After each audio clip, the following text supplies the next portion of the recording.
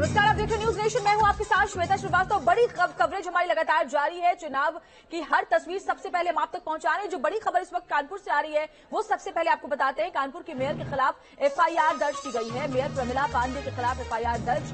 EVM पर vote देते हुए फोटो खिंचवाई थी, नियम तोड़ने का ये आरोप है, जिसके बाद अब उनके खिलाफ ये एफआईआर दर्ज की गई है। तो ये बड़ी खबर आपको बता दें, कानपुर की मेयर के खिलाफ एफआईआर दर्ज। कानपुर में अगर बात करें तो महाराजपुर विधानसभा में सतीश महाना है एक।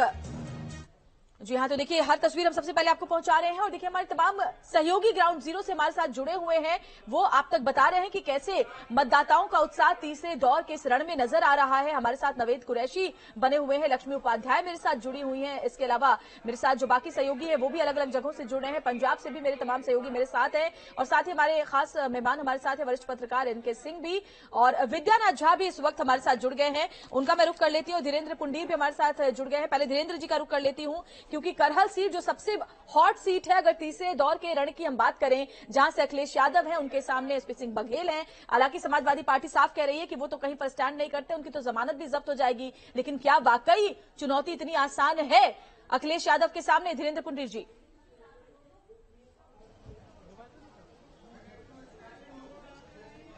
देखिए, इतना आसान नहीं है। इतना आसान होता तो वो फिर यहाँ इतना ज्यादा प्रचार पर जोर नहीं देते, क्योंकि जब उन्होंने पर्चा दाखिल किया था उन्होंने कहा था कि अब वो विजय का सर्टिफिकेट ही लेने आएंगे। लेकिन वोट के लिए आपको मैं दिखा रहा हूँ ये बूथ। अब आपको दिख रहा होगा किस तरह महिलाओं की तादाद है।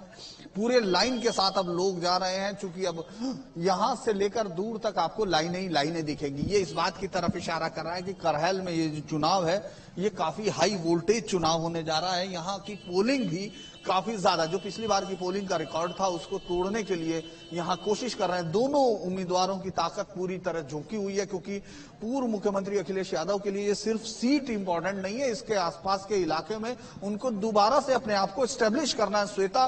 क्योंकि यहाँ से ही अगर ये चीज अगर कमजोर पड़ती है तो फिर आगे की किसी भी उस पर फेज में उनको उम्मीद नहीं होगी, क्योंकि यहीं से उनका प्रभुत्व, उनकी ताकत, उनको जो ऊर्जा मिलती है, उनके परिवार को जिस तरह से पूरी उत्तर प्रदेश की राजनीति में स्थापित किया गया वो यही जगह है। और करहल वो भी जगह है जो उनके पिता मुलायम सिंह जी की कर्म भूमि और उनका पढ़ने का और यहाँ से लेकर लखनऊ तक के सफर का रास्ता यहीं से तय होता है। तो करहल की जो चुनाव की सीट है ये बड़ी दिलचस्प इसलिए भी है क्योंकि एसपी सिंह बघेल हल्के उम्मीदवार नहीं है। और जातिगत समीकरण में ये जरूर है कि अखिलेश यादव शुरुआत में आपको ताकतवर दिख रहे हैं, लेकिन जो गैर यादव गैर मुस्लिम वोटर्स है वो भी कम नहीं है श्वेता, उनकी भी संख्या है। और इस बार एसपी बघेल के आने के बाद उनकी वोटिंग परसेंटेज को बढ़ने की ज्यादा उम्मीद की जा रही। तो ये मुकाबला दिलचस्प होने जा रहा है और अब इतना आसान नहीं है जितना लोगों ने सोचा था, क्योंकि जब अखिलेश यादव यहाँ नॉमिनेशन फाइल कर रहे थे या उनका नाम आया था श्वेता, तो उस वक्त ये था कि कौन होगा उनके सामने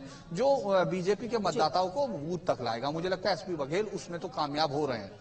बिल्कुल, बड़ी जानकारी आप दे रहे हैं। हमीरपुर का रुख करूंगी जहां से विद्यानाथ झा मेरे साथ जुड़ गए हैं। विद्या, राठ और सदर सीट पर जहां हैट्रिक लगाना बीजेपी के लिए बड़ी चुनौती है, वहीं अगर यहां की हम बात करें तो जातीय समीकरण की वजह से बहुत ज्यादा हवा किसके पक्ष में, इसका अनुमान जो विश्लेषक है वो